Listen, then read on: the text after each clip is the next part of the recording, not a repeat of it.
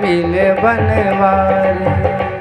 राधा नहीं सजे बिहारी, बिन राधा नहीं सजे बनवारी। ओ बिन राधा नहीं मिले बनवारी, बिन राधा नहीं मिले बनवारी। इनके चरण पकड़ ले नादा, इनके चरण पकड़ ले नादा। भटकना दर दर डोल और रसना, राधे राधे बोल रसना, राधे राधे बोल, राधे राधे बोल। अपनी वाणी में अमृत घोल, अपनी वाणी में अमृत घोल और रसना, राधे राधे बोल रसना, राधे राधे बोल। ये बोल बड़े अनमोल, ये बोल सबने अनमोल और रसना, राधे राधे बोल रसना, राधे राधे बोल रसना, राधे राधे बोल। हे न लै छै आवाज के घंघिया के बैठ रहल बस। छोटा बॉक्स के उठा के रखा ना बाजी बढ़िया से। बोलिए आनंद कंद भगवान की जय।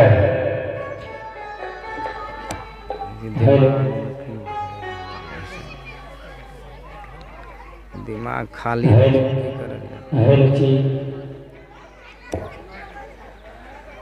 वसुदेव सुतं देवं कंस चाणूरमर्दनं,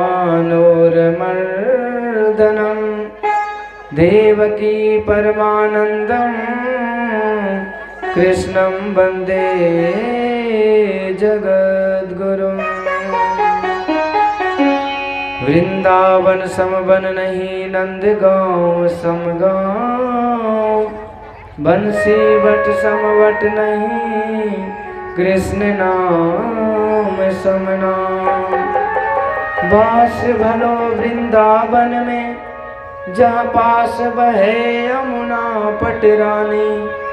जो जन नहाय के ध्यान धरे, वैकुंठ मिले तिनको राजधानी। राधे मेरी स्वामिनी, मैं राधे को दास, जन्म जन्म मोहि दीजियो श्री चरणन में वास। बोलिए वृंदावन बिहारी लाल की जय। अनंत श्री विभूषित परमाराध्य संत सद्गुरु महाराज की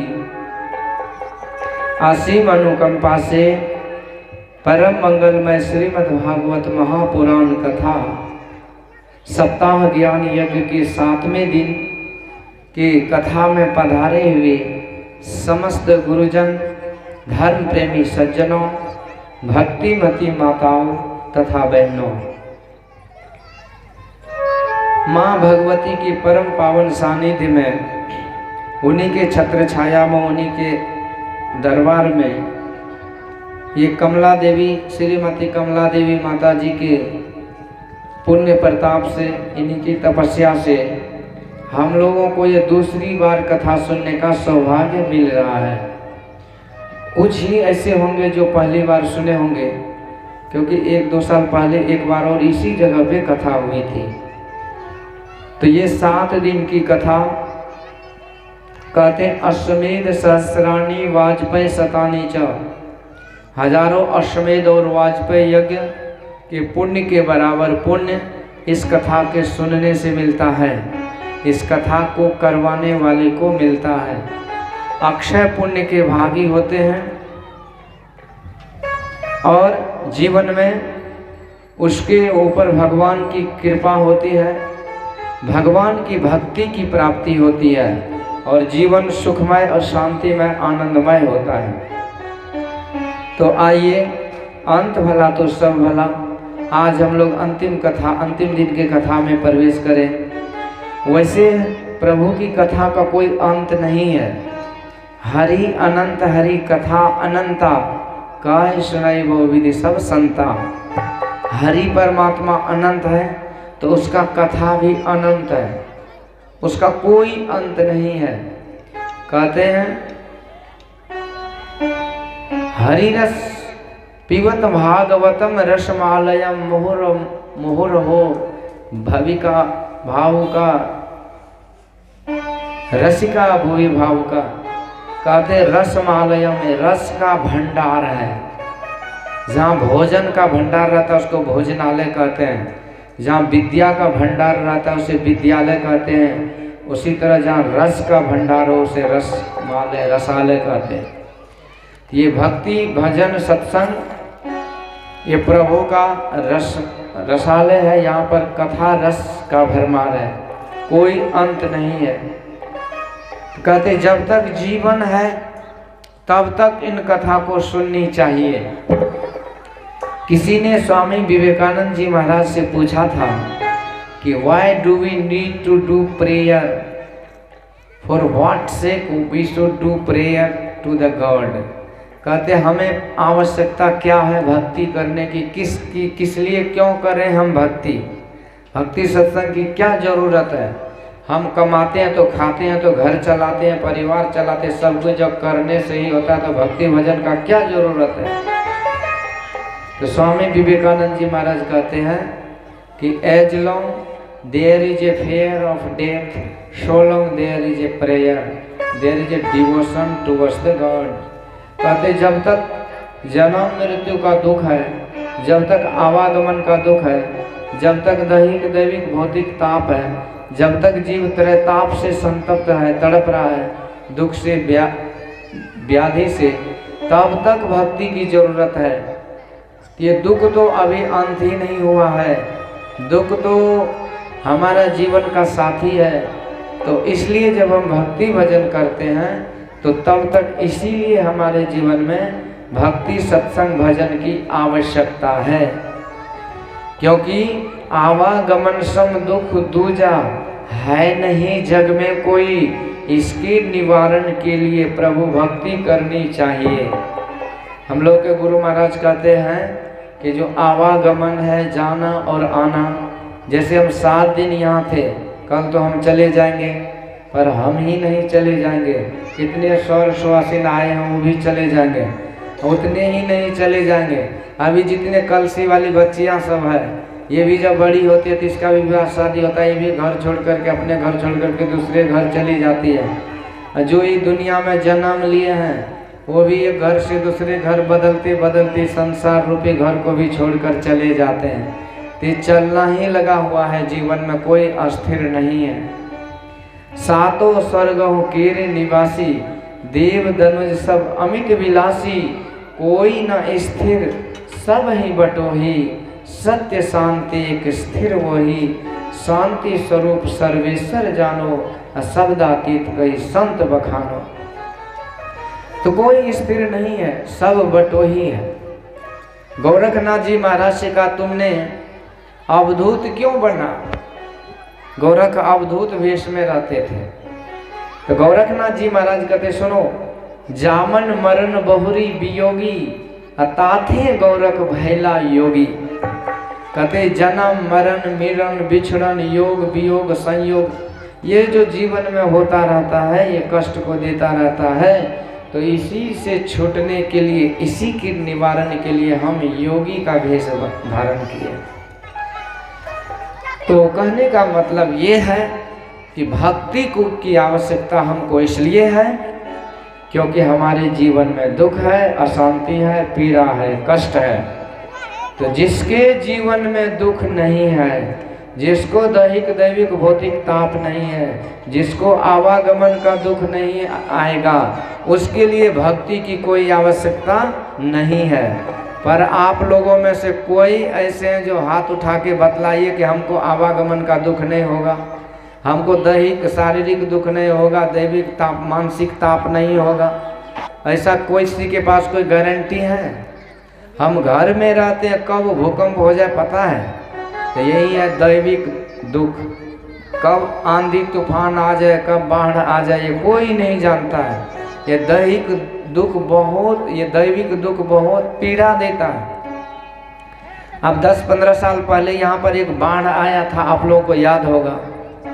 जिनको जिनको याद होगा एक बार याद कीजिए, कितने दुख के दलदल में, कितने कष्ट में थे, कितने आदमी बह गए, कितनों ने अपनों को छोड़कर चला गया, कितने का धन संपत्ति चला गया, घर मकान बह गया, कितनों का कितनों से वियोग हो गया।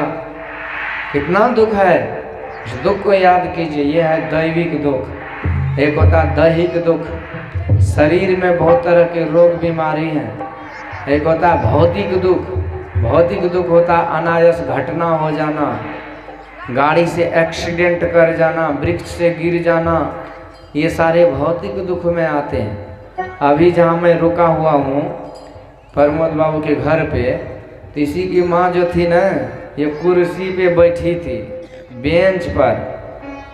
अब क्या हुआ नहीं हुआ, इतना जोर से बेंच पौवा का टूटा पौवा, आवाज मीठा करे ना, हा आवे छे जी, इतना जोर से वो गिरी बेंच पर से, बेंच तोड़ते हुए वो तो गिर गई, लेकिन एक जो पौवा था ना उसके पंजरा के बगले से निकला।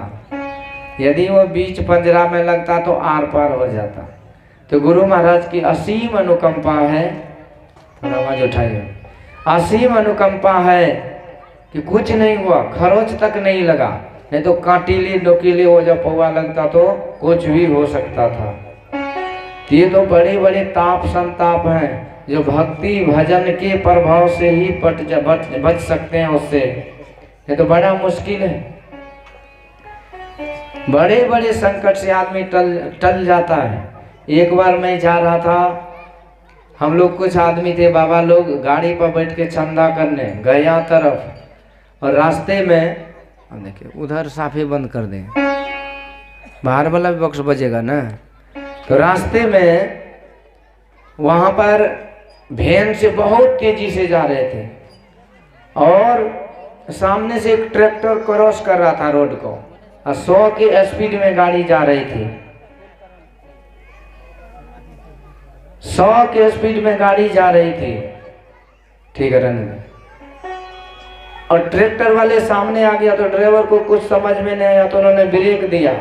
ब्रेक जब मारा, पहले तो सोचा साइड करूं, और साइड जब करने को सोचा, साइड में देखा तो बहुत बड़ा गड्ढा था, 100-200 फीट का गड्ढा था। अब साइड भी नहीं करे, और सामने में ट्रैक्टर है, तो ब्रेक दबाया। पर देखिए ईश्वर की कृपा, गुरु की कृपा कैसी हुई कि अंतिम क्षण में वो ट्रैक्टर वाले भी पीछे को मोड़ लिया और गाड़ी रोड पर उसी जगह पे 4 चक्कर नाच करके वहीं पर धीरे से फुटबॉल की तरह गड़क गई, और किसी को खरोच तक नहीं लगा, और हम लोग बिल्कुल मरते मरते बच गए, बाल बांका नहीं हुआ। श्री सदगुरु। ये है भौतिक ताप। ये ताप से लोग जलते रहते हैं, संतप्त होते रहते हैं। हम लोग देखते हैं हर पल हर क्षण जीवन में कितनी बड़ी बड़ी घटना होती रहती है। तो ऐसे घटना से क्या कोई बचे हुए हैं? किसी के पास कोई गारंटी है? संजय गांधी एरोप्लेन क्रश कर गया, उसी में मर गए। बड़े छोटे कोई नहीं बचते। ये दैहिक ताप, भौतिक ताप, दैविक ताप, इस ताप से हम तो तप रहे हैं ना। इसके बाद आवागमन का दुख भी छूटता है क्या?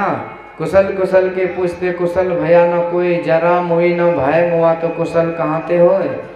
न वृद्धावस्था छूटने वाला है, न मृत्यु छूटने वाला है, न जन्म छूटने वाला है। इसका भी कोई गारंटी नहीं। ये गारंटी तो है कि जन्म होगा, पर ये गारंटी नहीं कि जन्म कहाँ होगा। ये गारंटी तो है कि कहीं ना कहीं जन्म होगा, पर ये गारंटी नहीं है कि किस शरीर में जन्म होगा। तो ये सारे दुख ही तो है जो अज्ञात है, पर हम लोगों को डराता रहता है। अब आदमी, किसी आदमी को सुप्रीम कोर्ट से आदेश मिले, इसको 20 साल इसको फांसी की सजा दिया जाए, पर फांसी का ऑर्डर आएगा 20 साल के बाद। लेकिन जैसे वो सुन लिया कि हमको फांसी पर लटकाया जाएगा, तो फांसी पर तो बाद में लटकाया जाएगा, लेकिन फांसी पर लटकने का जो दुख है वो पल पल क्षण क्षण उसको सताता रहेगा। इसी तरह ये आवागमन का जो फांसी है, जन्म मरण का जो फांसी है, ये तो हमारे सामने लटका हुआ है। इसलिए संत महापुरुष कहते इन सारी बातों को नजर में रखा जाए तो हमको ये बात जरूर समझ में आती है कि भक्ति की आवश्यकता जीवन में निश्चित रूप से है, क्योंकि इसी चीज से बचना, इसी चीज से छूटना, यही तो जीवन का लक्ष्य है। दुखों से छूटना, पापों से मुक्त होना, यही है शरीर पाने का लक्ष्य। देह धरी कर यही फल भाई, भजिए राम सब काम बिहाई। तो इसलिए भक्ति तो जीवन भर हमको करना होगा, दूसरा रास्ता नहीं है बचने का दुखों से। इसीलिए भगवान कहते हैं, नर तन पाए विषय मन देही, पलटि सुधाते सठ विसलेही। शरीर को पाकर जो विषय का पान करते हैं वो आत्महिंसक की गति में जाते हैं। जो न तरई भव सागर, नर समाज अस पाए, अशोकृत निंदक मंद मति, आत्महन गति जाए। आत्महन गति क्या होता है? आत्महिंसक की गति। अपने आप को जो मार देता है तो उसको घोर नरक में भयंकर यातना भोगना पड़ता है, ये भी एक पाप ही है।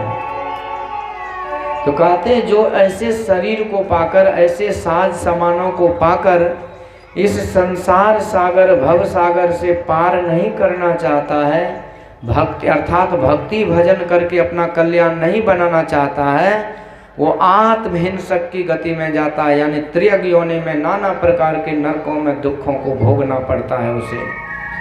इसलिए हमारे जीवन में हमको बहुत बड़ा दायित्व ईश्वर की तरफ से हमारे ऊपर है कि हम इस भक्ति को करके, सत्संग को करके दुख के दलदल से, संसार सागर से पार हो जाएं, क्योंकि उसी के लिए ये देव दुर्लभ शरीर हम लोगों को मिला है। तो भक्ति तो, सत्संग तो जीवन भर करने का चीज है, पर यहाँ नियमानुसार ये 7 दिन की कथा आज समाप्ति की ओर जा रही है। तो आइए हम लोग 7वें दिन की कथा को सुने। कल जो हम लोगों ने सुना था कि महाराज परीक्षित को सुखदेव भगवान ने ये कंस वध का प्रसंग सुनाया कि हे परीक्षित, कंस जैसे दुरात्मा का भगवान ने उद्धार किया। रखते जाइए, नीचे पकड़ कर रखो ना, खाली बैठल चल। तो कंस जैसे दुरात्मा का भगवान ने उद्धार किया था। कंस ने देवकी माँ का अपमान किया था, अनादर किया था। देवकी माँ को भरी सभा में केस पकड़कर घसीट कर मारने का प्रयास किया। तो भगवान ने याद दिलाया कि देख, उन्हीं देवकी का लाल, तुम्हारा काल एक नारी के अपमान का बदला ले रहा है, तुमको भी भरी सभा में घसीट करके मार रहा है।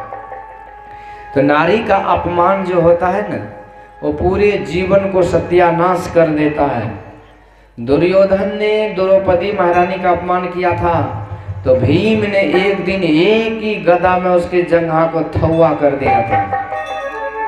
उस दुशासन ने द्रौपदी महारानी के साड़ी को खींचा था, तो भीम ने उसके छाती को चीर करके खून पिया था। ये परिणाम है।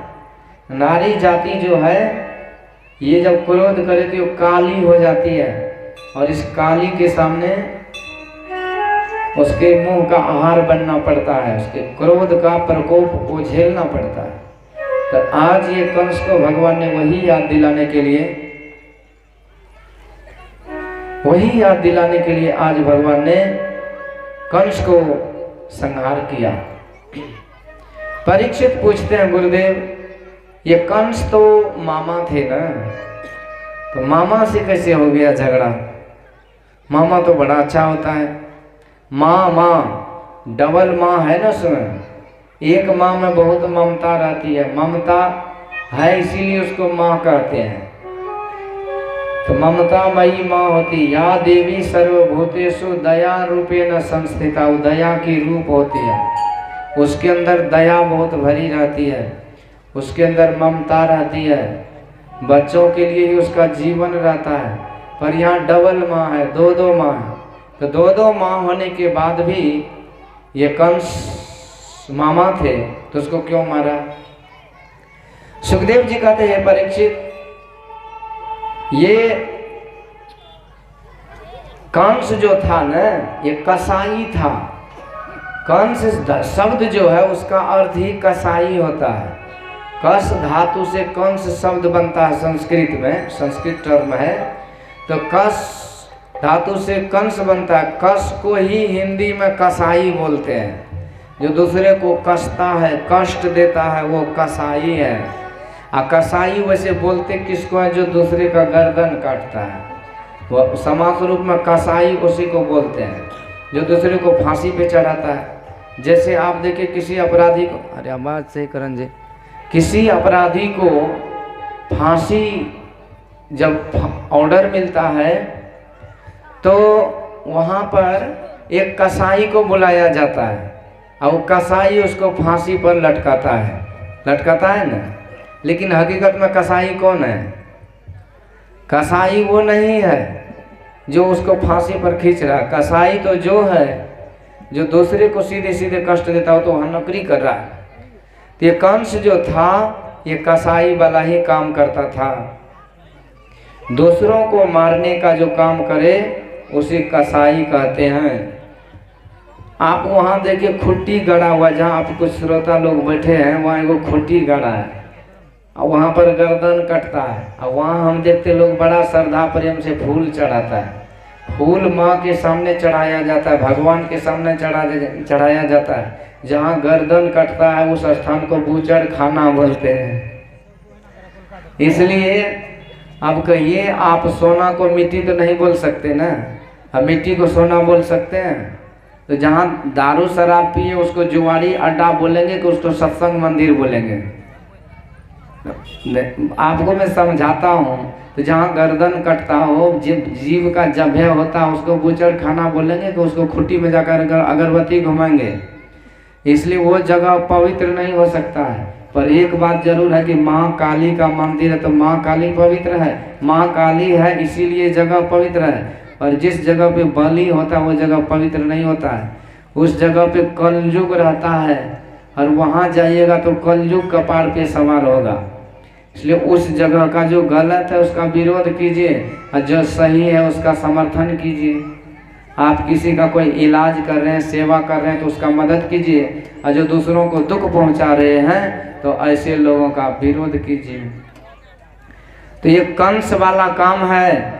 और कंस भगवान का मामा था, फिर भी भगवान ने उसको दंड दिया। तो कंस वाला काम करके यदि आप भक्त भी हो जाइएगा, भगवान का रिश्तेदार भी हो जाइएगा, तो भगवान के प्रकोप से, उसके दंड से कभी कोई बचा नहीं सकता। बात समझ में लो? हाँ, इसलिए खुट्टा खुट्टी ने माँ की पूजा कीजिए।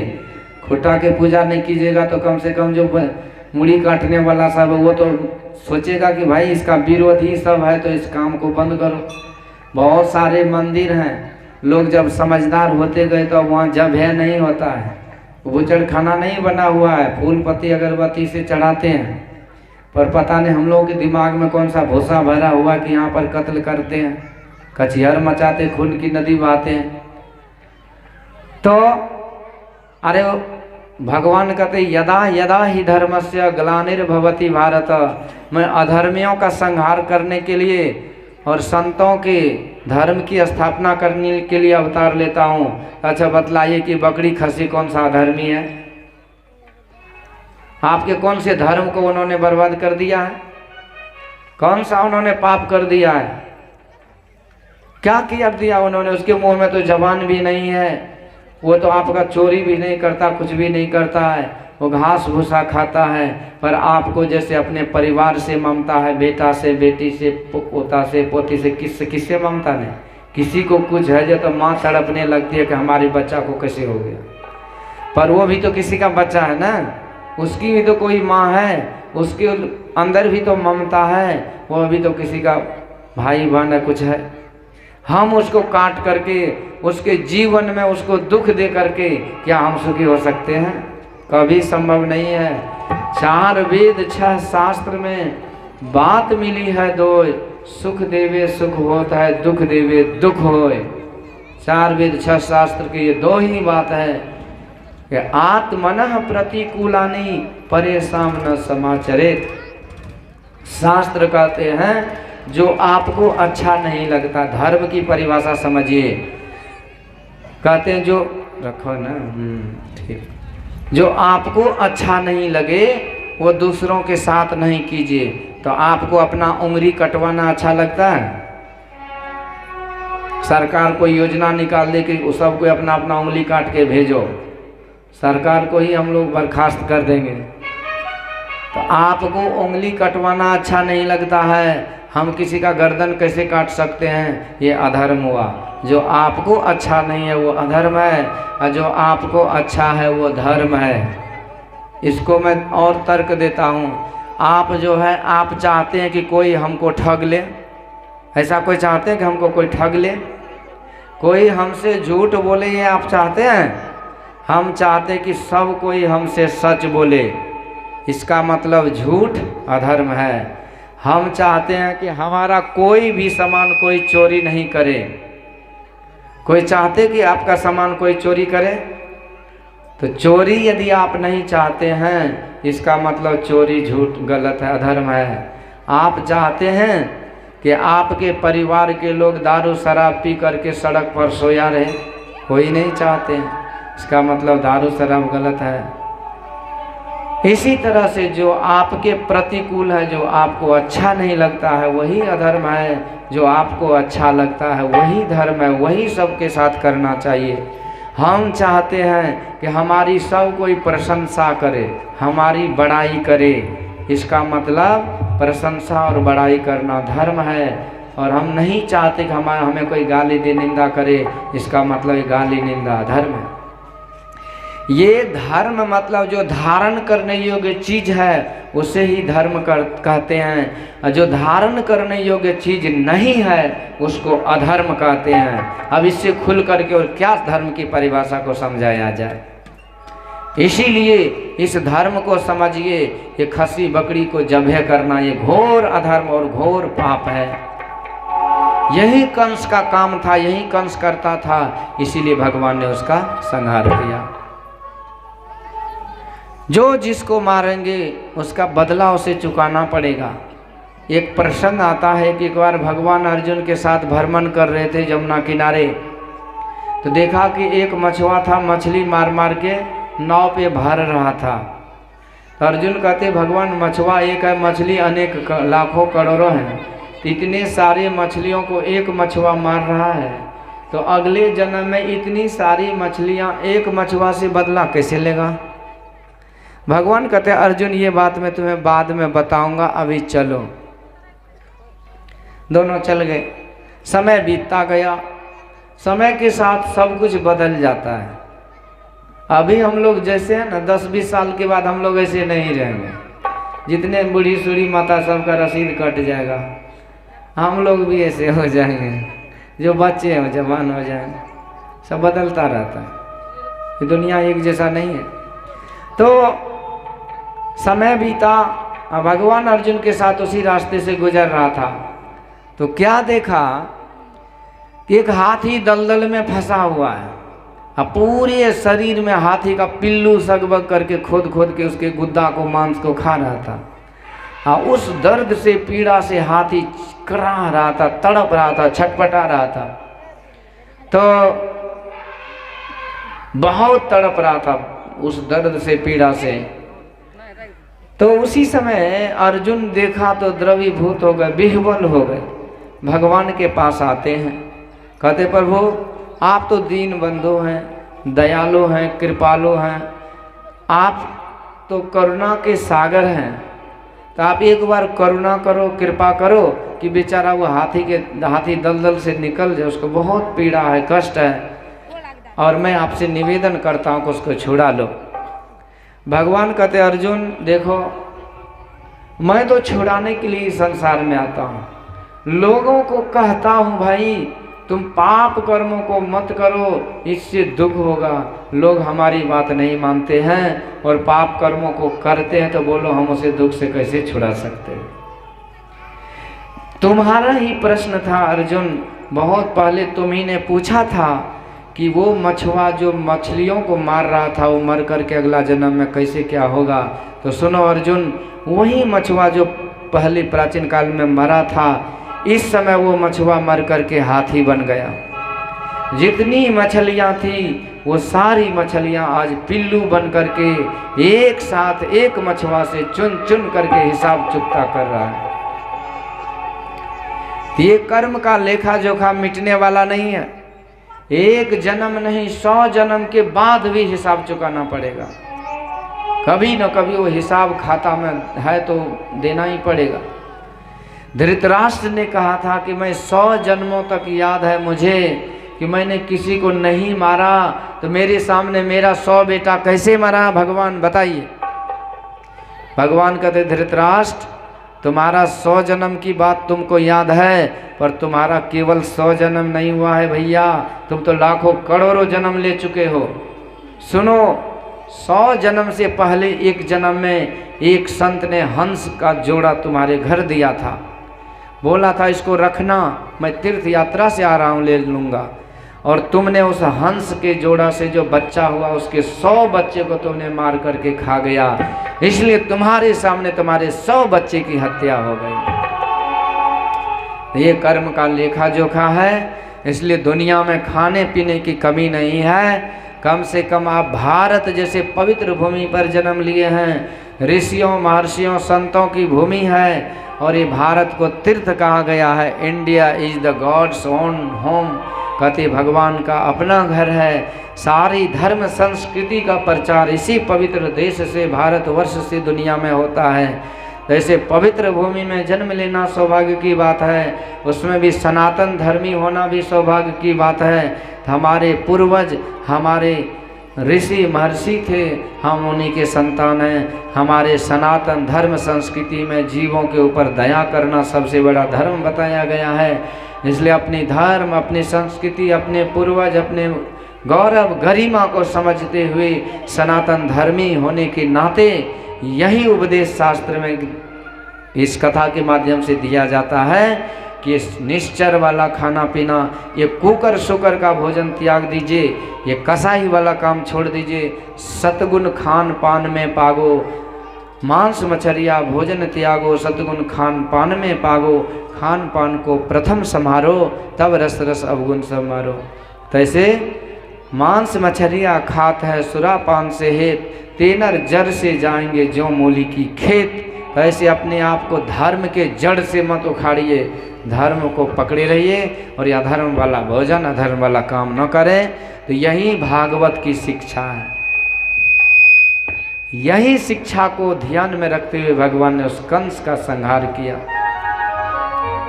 तो हम लोग कृष्ण का भक्त बनना चाहते हैं कि कंस का भक्त बनना चाहते हैं, ये बोलिए।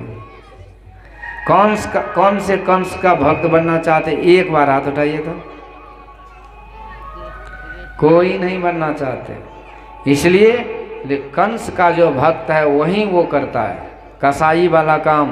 तो आप यदि भगवान कृष्ण के भक्त हैं, भगवान के सखा हैं, तो आप भगवान को माखन खिलाइए, फल फूल खिलाइए, दुनिया के जितने शाकाहारी भोजन है उसको खाइए। भगवान के लिए 56 प्रकार का व्यंजन परोसा जाता है गोवर्धन पूजा में।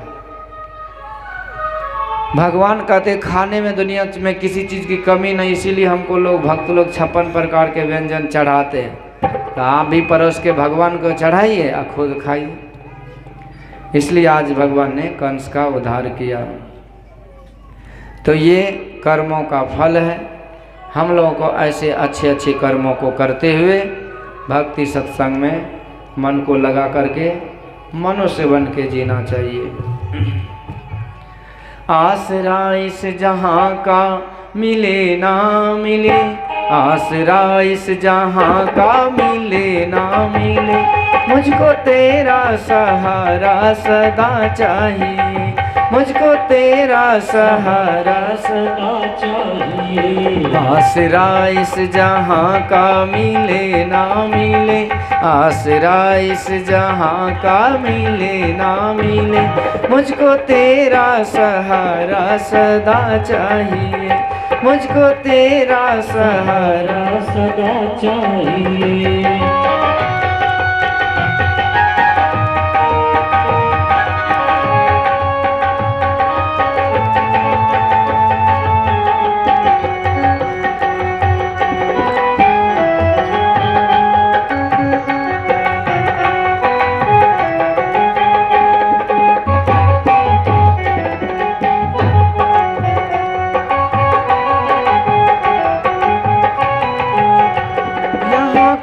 खुशियाँ है कम और ज्यादा है गम, खुशियाँ है कम और ज्यादा है गम। जहाँ देखो वहीं है भरम ही भरम, जहाँ देखो वही है भरम ही भरम। वो यहाँ खुशियाँ है कम और ज्यादा है गम, जहाँ देखो वहीं है भरम ही भरम, जहाँ देखो वही है भरम ही भरम। मेरी महफिल में सम्मा जले ना जले हो,